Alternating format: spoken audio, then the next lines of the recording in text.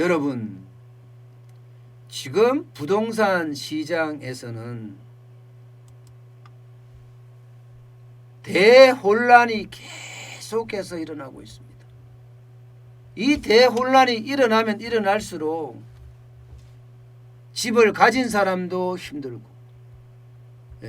집을 안 가진 세입자도 힘들고, 모두가 혼란의 도가니에 지금 들어가 있습니다. 게다가 정부가 시장에 들어와서 감 나와라 배 나와라 하면서 말입니다. 시장이 망가졌어요. 시장이라는 것은 소비와 공급, 이 소비와 공급의 원리에서 가격이 결정되는 그런 단계거든요. 그런데 정부 정책이 어떤 때는 소비, 수요자를 꽁꽁 묶어버리고 또 어떤 때는 공급자를 꽁꽁 묶어버려요. 그러면서 정부가 내가 시장의 왕이야 이러면서 가격을 결정하고 있어요. 가격을. 그러니 시장이 완전히 무너지지 않겠습니까? 정부가 임대차 보호 3법을 내놓고 나서 임대시장은 더 혼란스러워졌어요. 그러면서 세입 사는 사람, 세입자들, 돈이 좀 적은 사람들만 더 힘들게 됐습니다. 사실 여러분, 전세 사는 사람이 이렇게 힘들게 된 것은 정부의 정책 실패예요. 그런데 세입 사는 세입자들이 이렇게 힘들게 된 것은 집주인 때문이다 이렇게 한다고요. 참 웃기는 세상이죠. 그죠? 분명히 정부가 정책을 잘못 썼기 때문에 공급자들이 물량을 내놓지 않는 거예요. 게다가 정부가 짓지도 않고. 지금 전세 물량이 떨어지는 이유 세 가지 제가 말씀드렸잖아요. 월세 물량도 마찬가지예요. 전세 월세 물량이 떨어지는 이유 세 가지가 있습니다.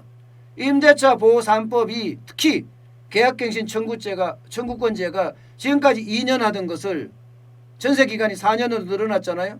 그러니까 지금은 게다가 2년 자동 연장.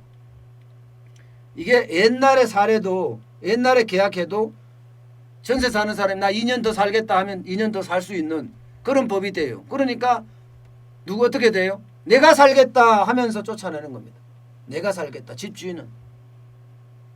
아니 2년마다 올리던 전세값을 이제는 4년마다 올려야 되니까 차라리 내가 살면서 비워뒀다가 시간이 지나고 나서 여기에다가 오히려 더 해주는 게 맞을 것 같다. 더 많이 올리면 되겠다. 이런 생각에 물건을 안 내놓거든요.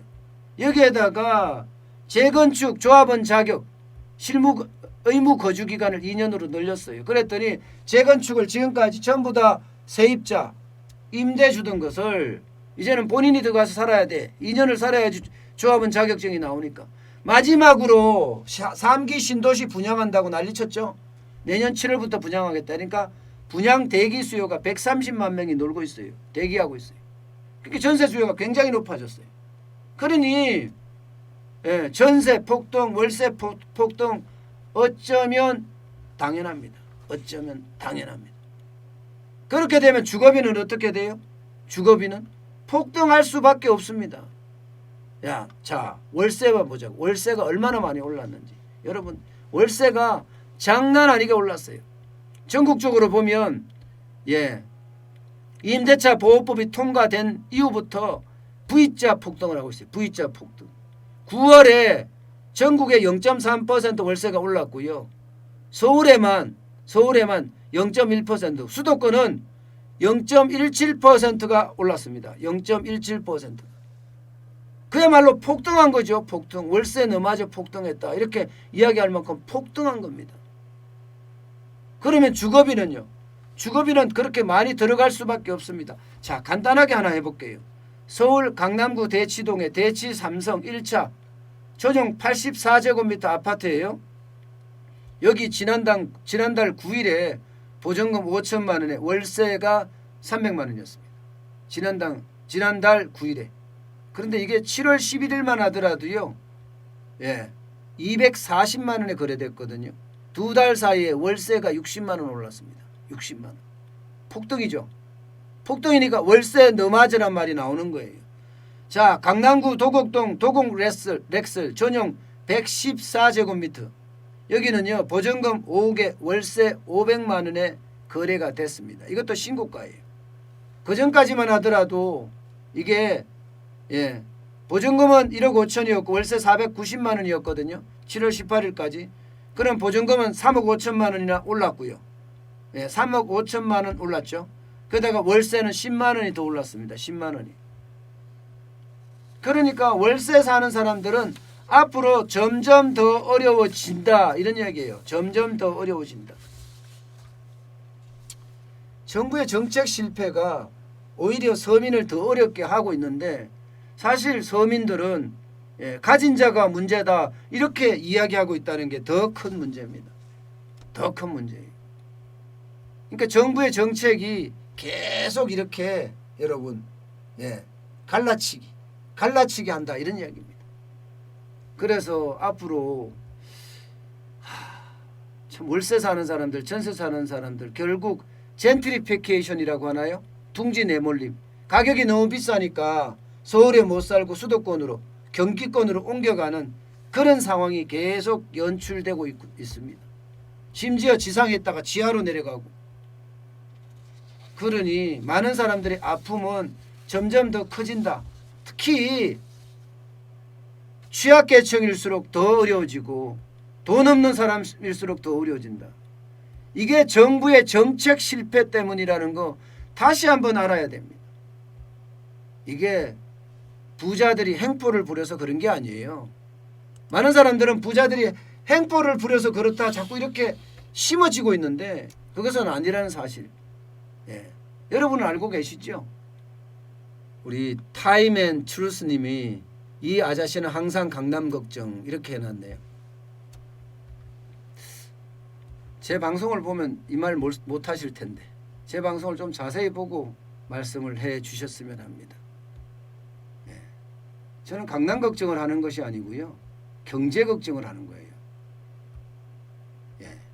지금 제가 이야기한 게 강남에 대한 사례만 들었을 뿐이지 강남에 대한 사례를 들었을 뿐이지 이게 강북이든 수도권이든 어디든 지금 이 상황은 마찬가지예요. 이 상황은요. 자, 강남 말고 제가 노원구도 하나 예를 들어 드릴까요? 그러면 노원구 중계동 청구 3차 아파트 전용 84제곱미터 지난달 4일에 보증금 3억에 월세 120만 원에 거래됐습니다. 지난해 7월만 하더라도 보증금 50만 원 받던 아파트예요. 50만 원. 3억 보증금에 월세 50만 원 받았다니까요.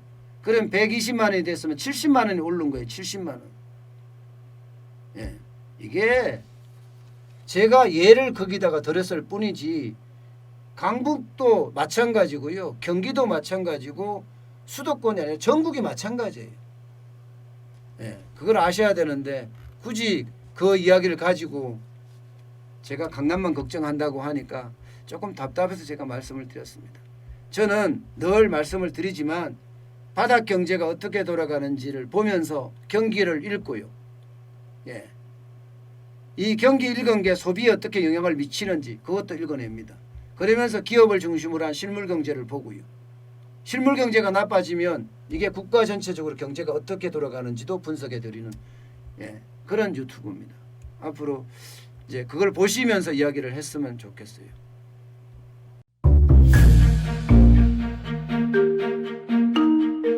세종대왕과 샤넬 넘버5 벤츠 자동차의 최고급 기종인 마이바흐의 공통점을 아시나요?